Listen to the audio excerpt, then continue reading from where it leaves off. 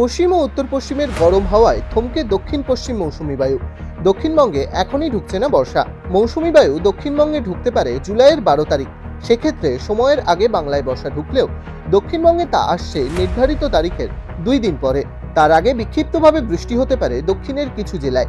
তবে 3 থেকে 9 জুন পর্যন্ত আগামী 7 দিন দক্ষিণের জেলাগুলিতে অতিরিক্ত বজ্রপাতের আগাম সতর্কতা জারি করেছে নয়াদিল্লির মৌসুম ভবন। কিউমুলোনিম্বাস বা উলম্ব বজ্রগর্ভ মেঘের কারণে বজ্রপাতের বাড়বাড়ন্ত হবে রাজ্যে। আগামী মঙ্গলবার রাতেও বজ্রগর্ভ উলম্ব মেঘের হাত ধরে কলকাতা বা লাগোয়া কোনো কোনো এলাকায় 60 মিলিমিটার বৃষ্টি হয়েছে। কলকাতার আলিপুরে বৃষ্টি হয়েছে 39.8 মিলিমিটার। দোসর ছিল ঘন ঘন বজ্রপাত। বজ্রপাতের আগাম সতর্কতা পেতে দেশের মৌসুম ভবন দামিনী অ্যাপের অ্যালার্ট নোটিফিকেশন অন করে রাখার পরামর্শ দিয়েছে।